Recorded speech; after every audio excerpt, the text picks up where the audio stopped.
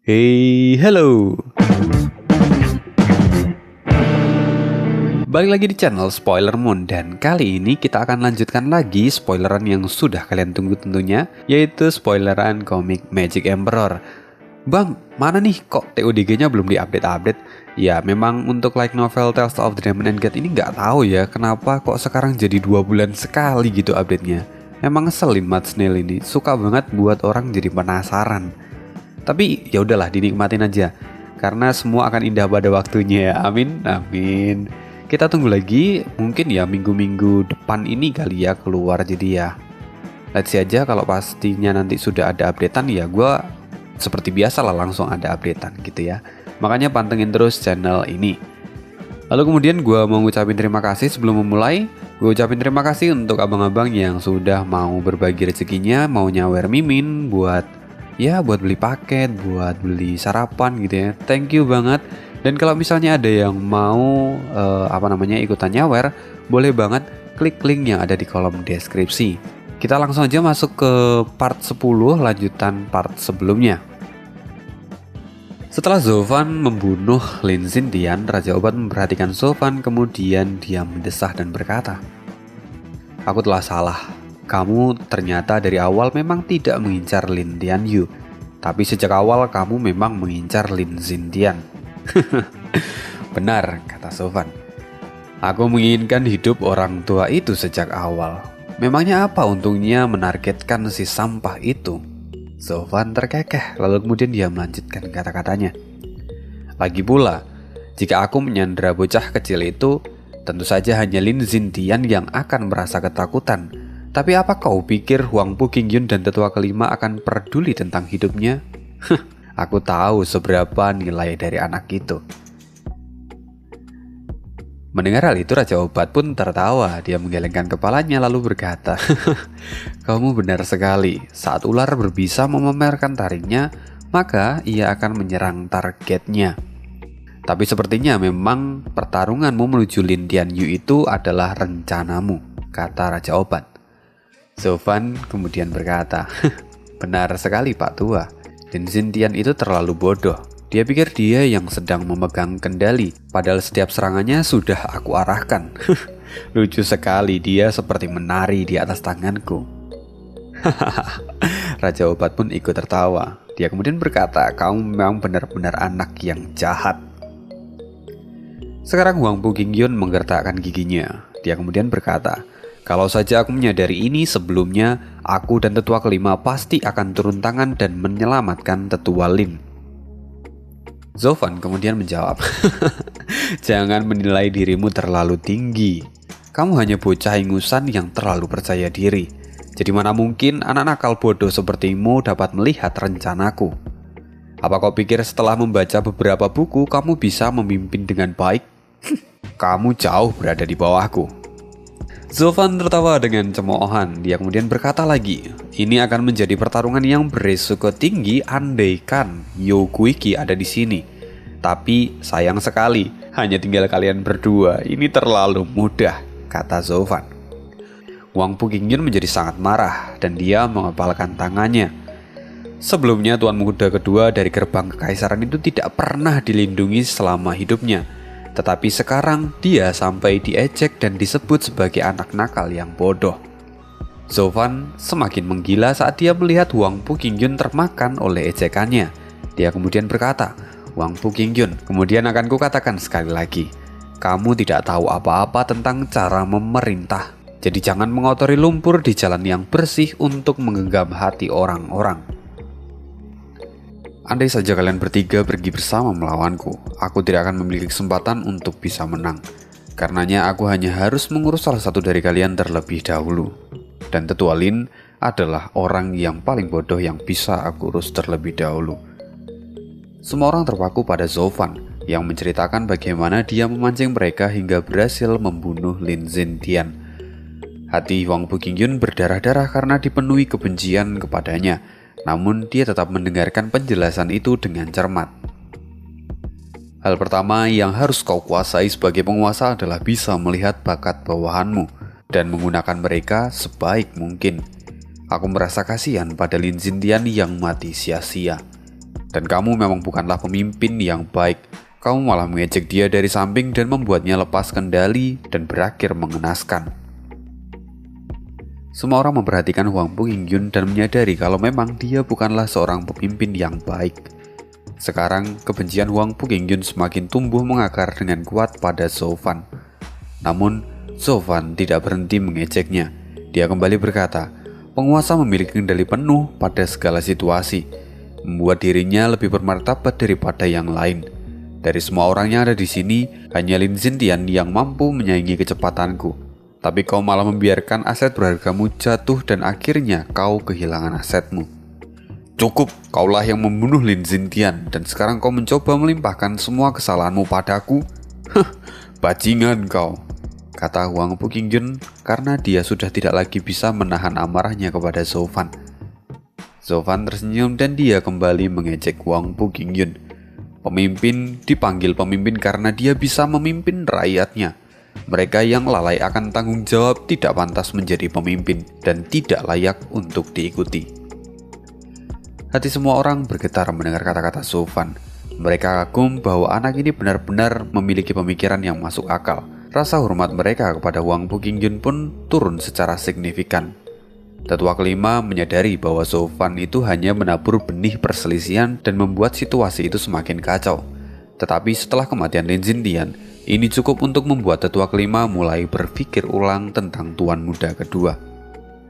Karena keraguan tetua kelima, kerjasama antara Hwang Pukingyun dan tetua kelima akan segera goyah dan tentunya itu akan membuat mereka semakin melemah. Zhou Fan tersenyum jahat seolah semuanya menari di atas telapak tangannya. Hwang Pukingyun diliputi oleh api kemarahan. Di dalam hati dia mengutuk, sial, bajingan ini bagus sekali dalam mempengaruhi psikologis orang. Dia membuat para tetua ini tunduk hanya dengan beberapa kata-kata. Ini tidak bisa dibiarkan. Dia harus segera mati. Aku harus membungkamnya sekarang juga atau aku tidak akan memiliki muka dan pengaruh di masa depan. Hwang Pukingyun menahan auranya. Dia bersiap untuk melakukan serangan kejutan kepada Zhou Fan. Sebelum kesempatan itu datang, Zhou Fan menyadarinya dan langsung terbang mendekati dinding yang ada di belakangnya.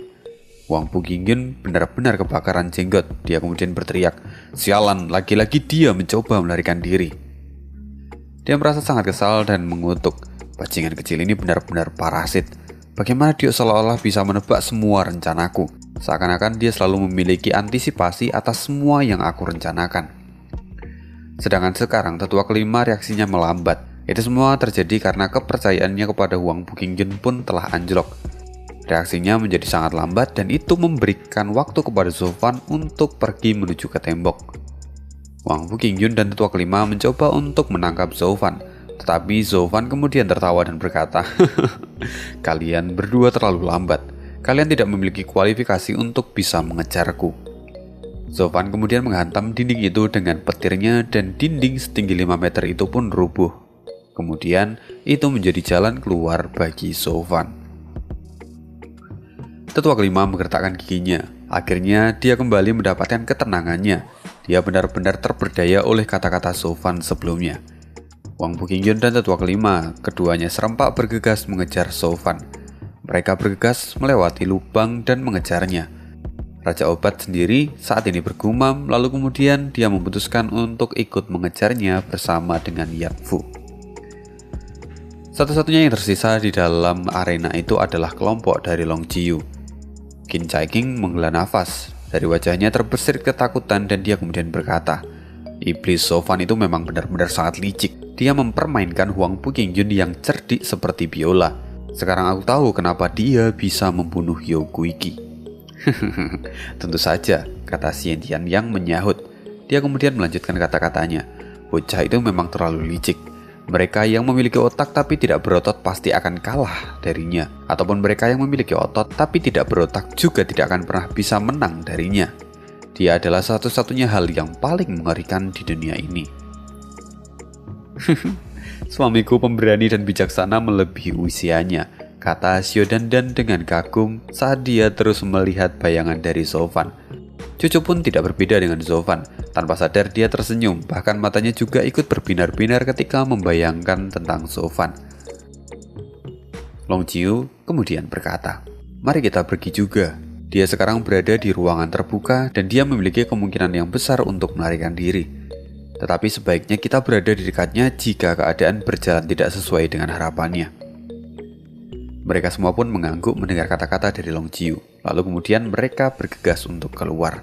Tetapi sebelum mereka keluar dari tembok itu, terdengar sebuah tangisan panik dan kemudian dia berteriak, Dan, tolong selamatkan aku." Kematian tuannya membuat Lin Tianyu terkulai lemas. Dia bahkan tidak bisa bergerak karena ketakutan. Menyaksikan kelompok cucu hendak pergi, dia mengira kalau kelompok cucu itu berniat untuk membunuh Shou Fan juga. Lin Tianyu menangis dan merengek, Dan, iblis Shou Fan telah membunuh tuanku. Keluarga kita sudah sejak lama menjalin hubungan baik. Tolong minta para tetua untuk membalaskan dendamku." Mendengar hal itu, kelompok Long Jiu terkejut dan menatapnya dengan kasihan. Buah apel jatuh memang tidak jauh dari pohonnya. Ternyata kebodohan dari Lin Xintian pun jatuh kepada muridnya ini. Mereka benar-benar merasa kasihan kepada Lin Tianyu. Lin Tianyu kembali berkata, "Iblis Shou Fan kejam dan biadab. Hari ini dia telah membunuh tuanku. Besok mungkin dia akan membunuhmu. Bahkan dengan tuan muda kedua dan tetua kelima yang bekerja sama untuk membunuhnya, mereka mungkin tidak akan bisa menahannya di sini. Jika dia sampai lari, itu akan menjadi akhir bagi ketujuh pilar kekaisaran. Untuk saudara-saudari kita, aku mohon kamu untuk memikirkan tentang masa depan kita yang suram. Tolong bergabunglah dengan tuan muda kedua dan singkirkanlah iblis itu." Kelompok Long Jiu hanya menggelengkan kepala dan meninggalkannya dengan kebodohannya. Xie Tianyang kemudian tertawa dan berkata, "Nona Dandan, menurutku anak ini cukup terhormat. Jadi kenapa kamu tidak membawanya? Kamu harus merawatnya dengan baik." Lin Tianyu sama sekali tidak mengerti apa yang dimaksud oleh Xie Tianyang. Tapi kata-kata Xie Tianyang ini membuat Xiu Dandan tampak berpikir, yang mana setelah beberapa saat, wajah dari Dandan itu berubah menjadi merah. Wajahnya berubah menjadi merah karena dia berpikir kalau misalnya Xie Tianyang itu meminta Xiu Dandan untuk mencambuk si Lin Tianyu itu. Sekarang Lin Tianyu merasa kalau kehadirannya itu tidak dianggap. Kemudian dia kembali memohon kepada Xiu Dandan, "Dan, keluargaku jauh dari sini dan tidak akan ada cukup waktu untuk membalaskan dendam. Tolonglah aku." "Lakukan sendiri," kata Dandan. "Apa kau itu seorang pria? Menyuruh orang lain untuk menyelesaikan urusanmu, kau benar-benar menjijikkan." Dandan tampak sangat marah. Kemudian dia memalingkan wajahnya dan mengikuti kelompok Long Jiu yang sudah bergegas keluar. Di sisi lain, Lin Tianyu jatuh ke tanah dan meratap dengan sedih. Dia kemudian bergumam, memangnya apa salahnya untuk meminta orang lain membalaskan dendamnya? Bagaimanapun dia tidak bisa melawan Shou Fan yang telah membunuh tuannya. "Yaudahlah, aku nggak mudeng nih. Si Lin Tianyu ngomel mulu, jadi kita abaikan aja. Kita akan pergi dan kembali ke pokok bahasan." Di luar arena Menara Huayu, di sana dipadati oleh berbagai klan dan alkemis. Mereka mencoba melarikan diri karena takut terlibat baku hantam antara Huang Buqinyun dan juga Shou Fan. Para murid dari Menara Huayu mengeluh. Mereka mengatakan kalau saat ini situasinya benar-benar kacau. Para murid ditugaskan untuk menjaga ketertiban dan menjaga para penonton. Di antara mereka juga terdapat Xiaoya. Dia merasa sangat kesal dan bergumam, kenapa kompetisi 100 pil kali ini justru berakhir dengan pertempuran? Saat dia masih merenung, tiba-tiba terdengar suara keras di telinganya. Ternyata suara keras itu berasal dari tembok arena yang runtuh. Orang-orang yang ada di sana kemudian membalikan badannya dan melihat di sana ada seorang yang keluar dari dinding arena. Itu adalah Shou Fan. Mereka kaget sekaligus kagum karena di mata mereka Shou Fan ini sangat hebat hingga bisa melarikan diri dari tangan gerbang kekaisaran. Tetapi setelahnya kemudian dua sosok lagi keluar. Itu adalah Huang Buqinyun dan juga tetua kelima. Mereka hanya perlu sekejap mata untuk menghalangi jalan kabur dari Shou Fan. Sebuah palu besar dan juga kepalan tangan emas saat ini melesat ke arah Shou Fan. Tetapi karena saat ini mereka berada di ruangan yang terbuka, Shou Fan dengan mudahnya menggunakan Phantom Step dan dia berhasil menghindari semua serangan itu dengan mudah. Di langit saat ini tiga sosok saling kejar-kejaran, tapi mereka sama sekali tidak bisa menyentuh Shou Fan. Kerumunan di bawah menatap ke langit dengan mulut ternganga karena terpesona. Melihat Shou Fan berputar-putar begitu santai, semuanya sudah cukup menjadi bukti kenapa dia dijuluki sebagai iblis. Dia bisa mempermaikan 2 orang ahli dari alam surga yang mendalam dengan sangat mudah. Sofan bisa menghindari setiap serangan, sedangkan Huang Puqingyun dan tetua kelima tampak terengah-engah. Huang Puqingyun, waktunya melihat bakatmu, kata Sofan sambil tertawa. Huang Puqingyun dan tetua kelima tidak mau menyerah. Mata mereka masih dipenuhi dengan niat membunuh. Tiba-tiba terdengar sebuah suara. "Anak muda, apakah kamu sudah melupakan aku?" Sofan tidak dapat bereaksi. Dia tiba-tiba terjebak oleh sesuatu yang membuat dia terdorong dan terjatuh membentur tanah dengan sangat keras. Sesuatu yang menjatuhkan Sofan itu ternyata adalah seekor kelelawar besar berwarna merah darah dengan mata kecil yang menatapnya dengan tajam. Kerumunan di sana berteriak, "Binatang spiritual tingkat 3, kelelawar darah." Itu adalah binatang yang telah menjatuhkan Sofan. Binatang itu dikenal sebagai kelelawar darah yang mana dia merupakan makhluk spiritual yang aneh dan jarang terlihat. Di dunia binatang spiritual, mereka saling memangsa satu sama lain. Semakin tinggi levelnya, maka semakin kuat juga mereka. Namun makhluk ini pengecualian. Dia itu tidak lebih kuat daripada binatang spiritual tingkat 1, dan dia juga tidak memiliki cakar ataupun taring yang tajam. Tetapi kemampuan spesialnya membuat mereka bisa bertahan di luar. Kemampuan itu adalah mengeluarkan gelombang supersonik yang bisa menyerang mental lawannya hingga mengakibatkan lawannya terkena atau kehilangan kesadaran, bahkan sampai dengan koma. Setelah lawannya koma, maka kelelawar ini akan menancapkan gigi taringnya kepada korban. Perlahan mereka akan menyedot darahnya hingga akhirnya lawannya itu bisa mati. Bahkan binatang spiritual tingkat 4 akan kesulitan melawan sekawanan kelelawar darah. Seseorang melompat keluar dari dalam dinding dan menunjukkan jati dirinya. Dia adalah si pemilik dari kelelawar darah ini. Ya, siapa lagi? Orang itu adalah Raja Obat. Sekarang dia memegang labu sambil tersenyum kepada Sofan. Sofan menyipitkan matanya dan melihat ke arah Raja Obat. Dia kemudian berkata, "Sekarang aku mengerti. Jadi selama ini yang telah kau rencanakan."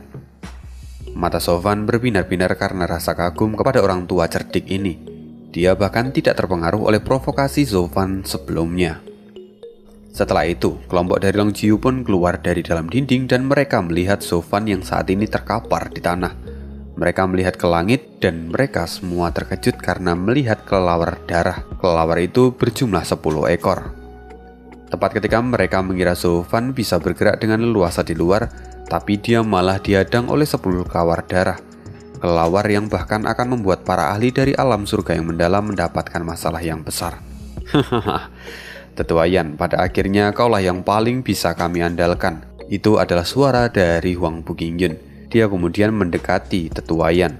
Kemudian dengan sombongnya dia berkata kepada Sofan, "Nah, sekarang bagaimana kau bisa lari lagi?" Tetua lembah neraka pun dia kemudian mendarat di samping mereka berdua. Raja Obat kemudian membuka mulutnya. Master Zhou. Aku kagum dengan skill pemurnian yang luar biasa milikmu. Tapi sayangnya, kamu justru menjadi musuhku. Aku tidak punya pilihan lagi saat ini, jadi maafkan aku. Banyak sekali orang yang menonton di sana mulai merasakan simpati kepada Sofan. Meski dia adalah seorang penipu, tapi bakatnya di bidang alkemis itu tidak bisa ditemukan dalam ribuan tahun sekali. Tapi Sofan kemudian mencibir. "Tetua Yan, kamu terlalu tinggi menilai kelelawarmu. Mereka memang dapat menakut-nakuti makhluk spiritual tingkat 4. Tapi pada akhirnya mereka hanyalah sekawanan kelelawar." Sofan kemudian menghilang. Kelelawar darah tidak tinggal diam. Mereka membuka mulutnya sekali lagi dan udara berdesir di mulut mereka. Dalam sekejap, gelombang yang tidak terlihat bergerak ke arah Sofan. Sofan kemudian menghindar. Gelombang itu menghantam tanah dan tidak terjadi apa-apa. Banyak orang mulai merasa ketakutan, tapi Sofan sama sekali tidak gentar. Dia saat ini dengan sigap menghindari setiap serangan yang dikeluarkan oleh si kelelawar itu. Huang Puqingyun tanpa panik, dia kemudian berkata, "Sial, Sofan terlalu licik. Dia bisa menghancurkan perhatian dari kelompok kelelawar itu. Tetua kelima kita harus menghentikan dia." Raja Obat kemudian berkata, "Tuan muda kedua, jangan khawatir. Jika Anda ikut bergabung ke sana, Anda hanya akan membatasi gerakan dari kelelawarku. Tetap tenang, aku akan memastikan kalau Zovan tidak akan memiliki kesempatan untuk kabur. Raja Obat kemudian sekali lagi membuka labunya, dan kemudian terdengar pekikan dari dalam labu itu. Sekawanan kelelawar darah yang lainnya kemudian keluar dari sana dan mengepung Zovan. Sekarang gelombang supersonik yang jauh lebih kuat daripada sebelumnya mengenai Zovan, dan akhirnya Zovan pun terlempar kembali ke tanah dan meninggalkan lubang yang besar di sana. Ketika dia menatap ke langit, saat ini langit dipenuhi oleh kelelawar darah. Mungkin saat ini jumlahnya mencapai 100 ekor. Sial, di mana orang tua itu menemukan begitu banyak kelelawar darah? Mereka itu tidak tumbuh di pohon, kata Long Jiu, dan wajahnya sekarang menjadi kusam setelah melihat semua ini. Kali ini, bocah itu benar-benar tidak akan memiliki kesempatan lagi, kata Long Jiu. Apa? Xiao Dandan menjadi sangat khawatir. Dia kemudian kembali berkata, apa maksud Anda suamiku tidak memiliki kesempatan lagi? Long Jiu menghela nafas dan kemudian dia mengangguk serta menunjuk ke arah Zovan. Ketika Zovan terjatuh, Raja Obat membuat Zovan dikelilingi oleh kelelawar darah. Jika dia berani terbang, maka kelelawar-kelelawar itu akan meledakkannya dan mengirimnya kembali ke tanah. Saat ini Zovan benar-benar terpuruk. Dia dihujani oleh serangan dari kelelawar itu. Setiap kali dia mencoba untuk terbang, kelelawar darah selalu mengirimnya lagi ke tanah. Lututnya sekarang menyentuh tanah dan darah merembes dari mulutnya. Semua bebatuan di sekitarnya saat ini tertiup dan berubah menjadi debu. 100 kelelawar darah begitu kuat, bahkan tubuh keras dari anak itu pun sampai terluka. Kematiannya saat ini sudah berada di depan mata, kata Huang Puqingjun tertawa dengan keras. Dia kemudian melihat ke arah Raja Obat dan dia berkata, Tetua Yan, Anda benar-benar mengejutkan aku. Aku tidak pernah tahu kalau kamu menyuguhkan hal yang begitu luar biasa seperti ini. Merasakan sanjungan dari Huang Puqingjun, Raja Obat kemudian berkata, terima kasih Tuan Muda kedua. Para kelelawar ini adalah hasil kerja keras dari para petinggi Pilking Hall setelah ratusan tahun. Aku hanya diizinkan untuk menggunakannya karena memberikan beberapa kontribusi kepada Pilking Hall. Raja Obat kemudian dia memandang Zovan. Dia berkata, Tuan Muda kedua, bagaimanapun Zovan adalah seorang Grandmaster Alkemis. Dia mungkin pantas mati, tapi tolong biarkan mayatnya tetap utuh. Ini adalah bentuk penghormatan dari Raja Obat kepada Zovan. Huang Puqingjun melambaikan tangannya dan kemudian dia berkata, itu adalah hal yang sepele. Meskipun sebelumnya aku ingin mencapik-capik dia, tetapi karena itu permintaan dari Tetua Yan, maka aku akan mengabulkannya kali ini. Huang Puqingjun saat ini merasa sangat puas dengan kinerja dari Tetua Yan atau Raja Obat. Raja Obat mengangguk dan kemudian dia membuat 100 kelelawar darahnya membuka mulut mereka sekali lagi. Semuanya menyerang Zovan pada saat yang bersamaan. Terdengar ratapan dari Zovan karena dia merasakan kepalanya seolah-olah ingin meledak. Pikirannya pun mulai memudar. Jiwa dari Zovan terancam rusak. Jika bukan karena pemurnian yang telah ia lalui, mungkin saat ini jiwanya sudah hancur lebur. Kepala Zovan benar-benar sakit. Dia menggertakkan giginya untuk mempertahankan kesadarannya.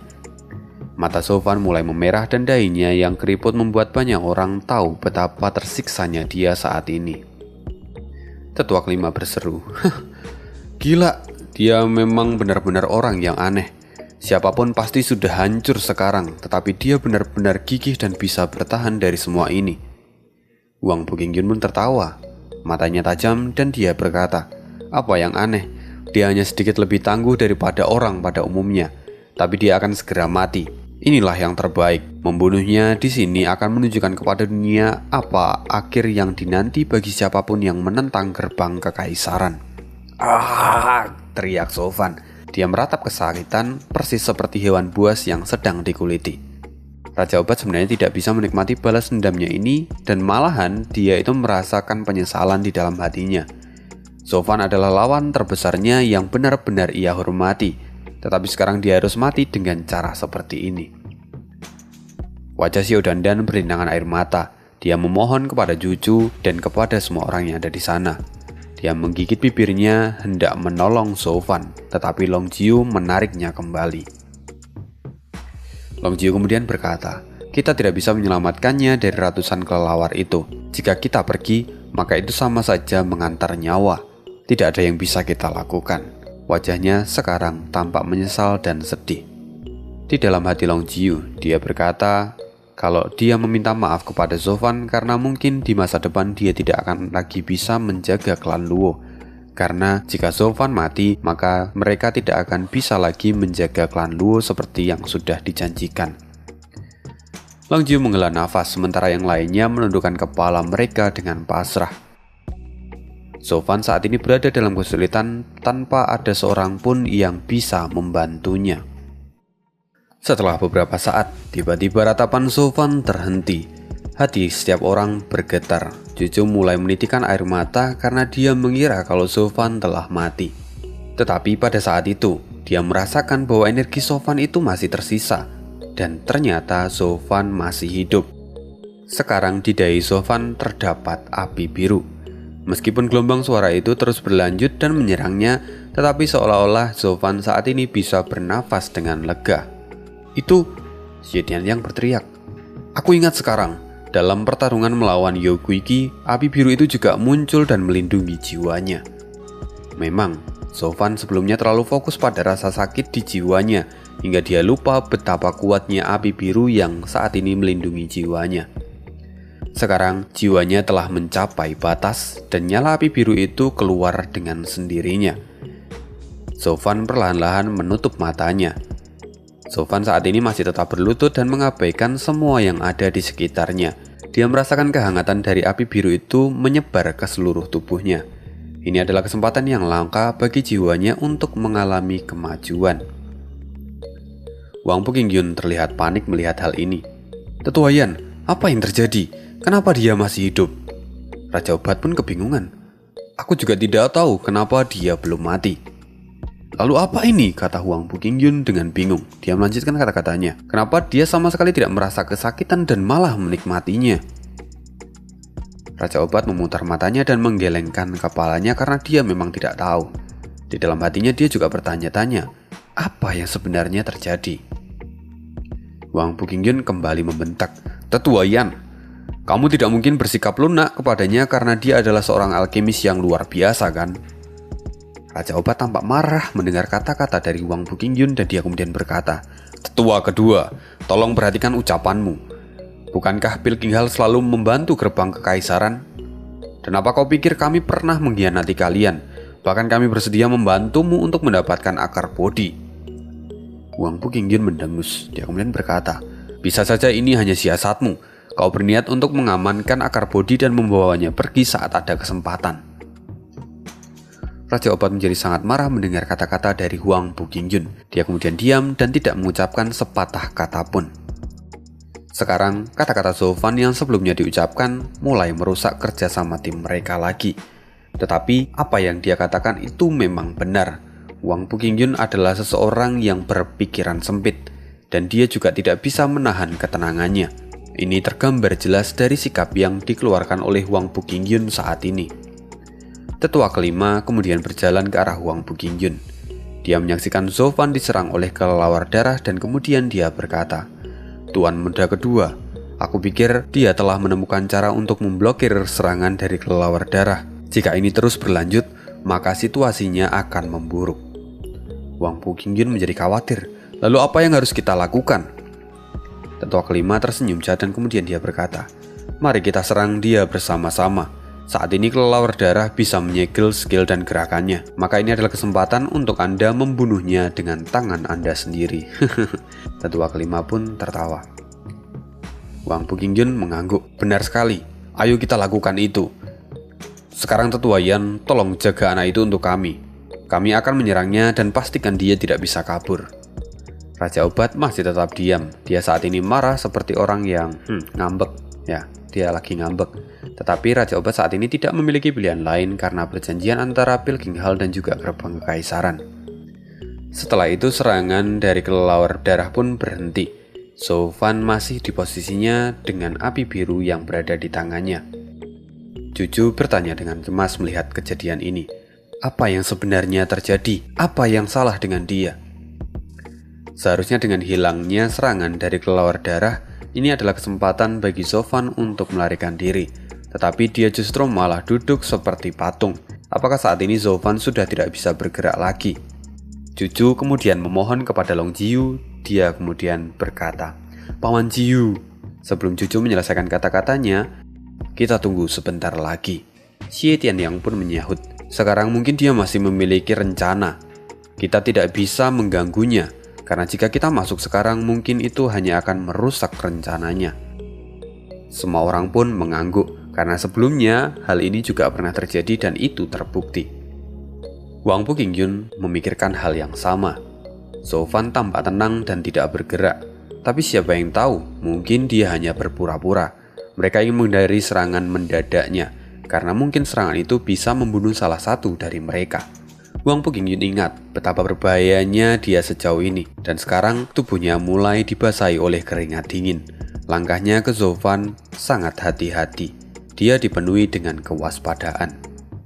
Wang Puqingyun menarik nafas dalam-dalam dan mendekati Zhou Fan. Tindakan Zhou Fan sebelumnya selalu memancing dia untuk membuat keputusan yang terburu-buru. Lalu semua keputusan itu berakhir pada hal yang tidak ia inginkan. Sekarang pada akhirnya dia malah menjadi takut kepada tipuan Zhou Fan yang lainnya lagi. Ya, bisa dibilang kalau sebenarnya Wang Puqingyun itu udah kena mental. Ya, kayak Raja Obat ya. Dia kena mental, dia ketakutan padahal Zhou Fan gak ngapa-ngapain. Ketika mereka akhirnya sampai di depan Zhou Fan, Wang Puqingyun dan tetua kelima menguji dengan sebuah pukulan. Bam! Tinju emas menampar wajah Zhou Fan dan itu membuat Zhou Fan terbang hingga menabrak tembok. Saat ini Zhou Fan terkubur di dalam puing-puing. Melihat hal ini Wang Puqingyun bingung. Oh, ini terlihat mudah. Apakah Zhou Fan benar-benar sudah terkena dampak dari serangan kelelawar darah itu? Wang Puqingyun pun kemudian tertawa. "Tetua kelima, kamu benar. Sekarang dia sudah benar-benar tidak memiliki apapun untuk bisa melawan. Dia hanya memiliki tekadnya untuk bertahan hidup sejauh ini." Tetua kelima kemudian mengangguk dan menyeringai. Dia kemudian berkata, "Maka mari habisi dia." Kedua orang itu membusungkan dada mereka sambil berjalan ke puing-puing. Orang-orang yang saat ini menonton merasa sangat kesal pada dua orang ini. Mereka benar-benar tidak tahu malu. Tuan muda dari salah satu pilar dan tetua dari pilar yang lainnya bersikap sangat sombong kepada orang yang sudah tidak berdaya. Cucu mulai merasa panik, tetapi jika sekarang dia bergerak, maka itu mungkin sudah terlambat. Long Jiu menatap kelelawar yang berputar-putar di langit. Dia kemudian berkata dengan mulut yang tertutup, "Jian Sui Feng, Qin Cai King, pengawas Bioni, kalian ikuti aku dan menangani kelelawar itu terlebih dahulu. Kita bunuh sebanyak yang kita bisa. Untuk kamu Cucu, kamu pergilah selamatkan anak itu. Aku berharap Wang Puqingyun menjadi lengah saat kamu yang menolongnya." Cucu dan yang lainnya pun mengangguk mendengarkan instruksi dari Long Jiu. Tetapi sebelum mereka mulai bergerak, tiba-tiba ledakan kembali berasal dari tempat Zhou Fan berada. Zhou Fan melompat keluar dari puing-puing itu dengan nyala api biru yang saat ini sudah menghilang, tetapi matanya bersinar dengan cahaya kebiruan, seolah-olah api itu berkobar di dalam dirinya. Zhou Fan memutar lehernya ke arah kedua orang itu. Dia kemudian berkata, "Siapa yang memukulku? Beraninya kalian memukulku. Maka aku akan mengembalikannya sampai kalian mati." Wang Puqingyun dan tetua kelima terkejut dan tidak bisa mempercayai ini. Kau baik-baik saja, bahkan setelah terkena serangan dari 100 kelelawar itu." Mereka mulai ketakutan. "Serangan itu memang cukup menyebalkan, tetapi itu tidak cukup untuk membunuhku." Zhou Fan tersenyum dengan samar. Orang-orang di sana tercengang. 100 kelelawar darah itu bahkan bisa membunuh binatang spiritual tingkat 5. Tetapi saat ini Zhou Fan bisa melewatinya dan dia tetap aman dan sehat. Raja Obat juga terlihat linglung dan terkejut. Sedangkan saat ini kelompok Long Jiu, mereka justru bisa bernafas dengan lega. "Dia selalu membuat kita takut dan khawatir, tetapi dia memiliki bakat untuk terus mengubah krisis menjadi sebuah berkah," kata Long Jiu. "Benar, tapi bahaya belum berlalu," kata Cucu menyahut kata-kata dari Long Jiu. "Tidak, semuanya baik-baik sekarang," saut Xie Tianyang. Dia tersenyum dan kemudian dia kembali berkata, "Sekarang perhatikan matanya sudah mulai berubah. Aku pernah melihat mata itu sebelumnya. saat dia melawan You Guigi. Aku tidak akan pernah melupakan kepercayaan dirinya saat ini. Kepercayaan dirinya saat ini benar-benar menakutkan. Mereka semuanya melihat dan menyadari bahwa apa yang dikatakan oleh Xie Tianyang itu memang benar. Seluruh sikap dari Zhou telah berubah total. Sekarang, Zhou seperti sebuah pisau yang sudah diasah dengan tajam. Seolah-olah dia bisa menebas apapun yang ada di hadapannya. Bahkan Long Jiu, seorang ahli dari alam surga yang mendalam, menggigil ketika dia melihat Zhou. Dia kemudian berkata, "Benar sekali, dia terlihat seperti ingin membantai seseorang sekarang." Wang Buqingyun dan tetua kelima menjadi sangat tegang. Tetapi masih ada 100 kelelawar di langit yang membuat mereka lebih percaya diri. Wang Buqingyun kemudian berkata, "Zhou, kau tidak memiliki tempat lagi untuk lari. Jadi bersiaplah untuk kematianmu." "Lari?" kata Zhou dengan sedikit kebingungan. Dia mengangkat alisnya dan kemudian dia berkata, "Ya memang aku tidak memerlukan tempat untuk lari sekarang, karena itu memang sudah tidak diperlukan." Setelah Zhou mengatakan itu, niat membunuhnya yang sangat besar meledak dari dalam dirinya, dan itu semua ditujukan kepada Wang Buqingyun serta tetua kelima. Keduanya sekarang mulai gemetar karena merasakan niat membunuh dari Zhou. Itu secara alami terjadi. Mereka dipenuhi dengan rasa takut. Bahkan mereka mulai kebingungan bagaimana itu bisa terjadi. Itu adalah penindasan jiwa, yang mana itu adalah kemampuan yang bisa digunakan oleh seseorang yang memiliki kekuatan jiwa yang jauh lebih besar daripada musuhnya. Seharusnya Zhou itu belum bisa melakukan ini, karena Zhou itu hanya berada di tahap penempaan tulang, sedangkan mereka berdua dari alam surga yang mendalam.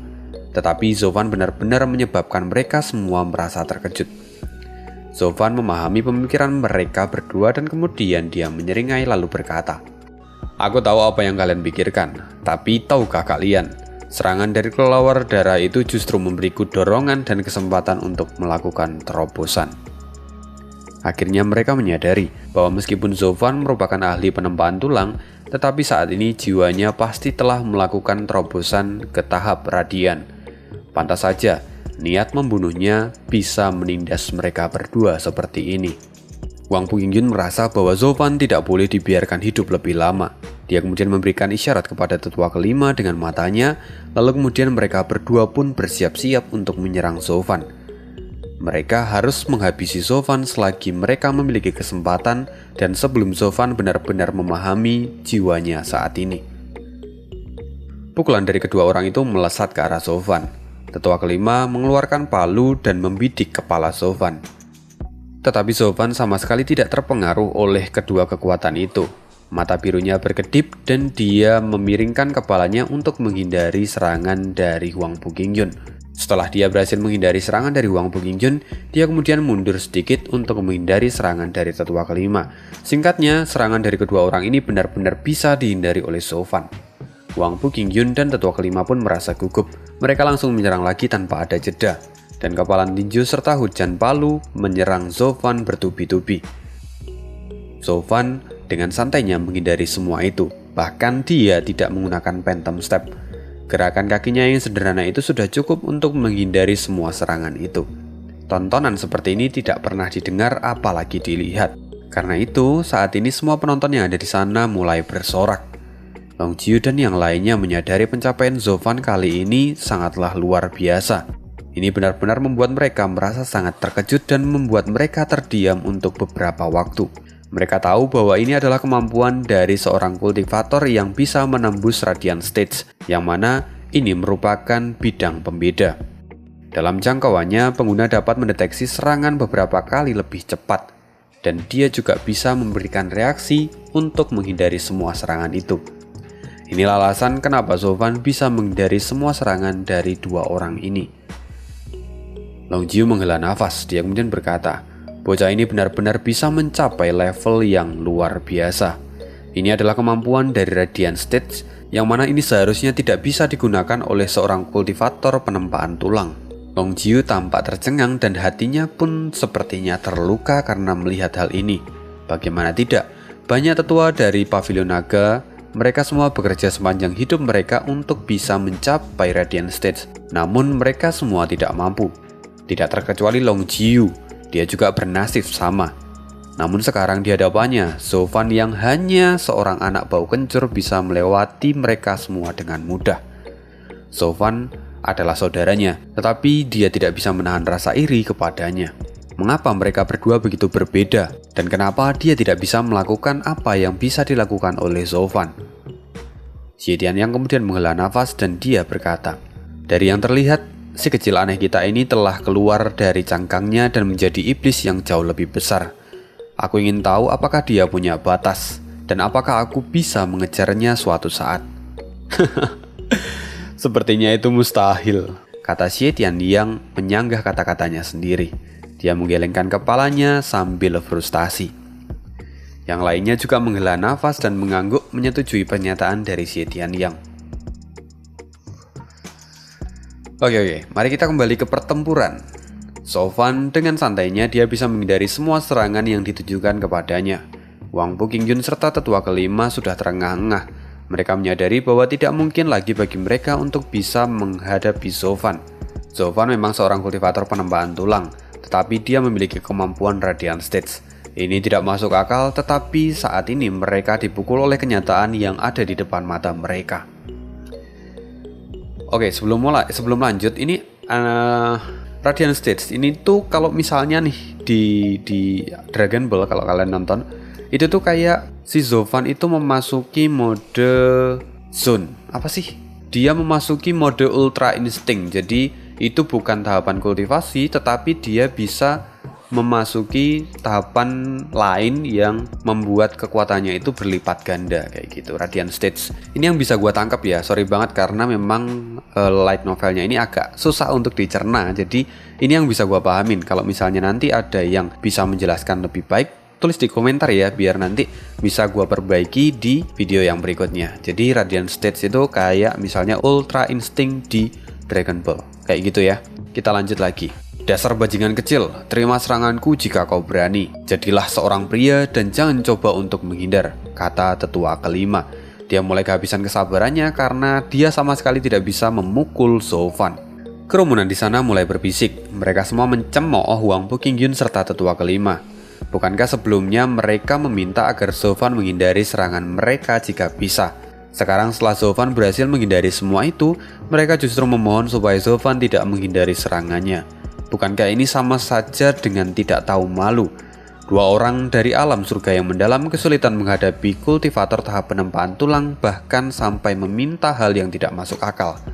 Wang Puqingjun yang merasa malu, dia memelototi tetua kelima. Dia mengutuk tetua kelima di dalam hati. "Jika kamu ingin mempermalukan dirimu sendiri, itu terserah.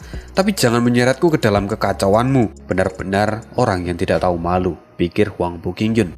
Zovan hanya mengangkat alisnya dan tersenyum, lalu kemudian dia berkata, "Baiklah jika itu maumu. Aku juga tidak berencana untuk menghindari seranganmu lagi.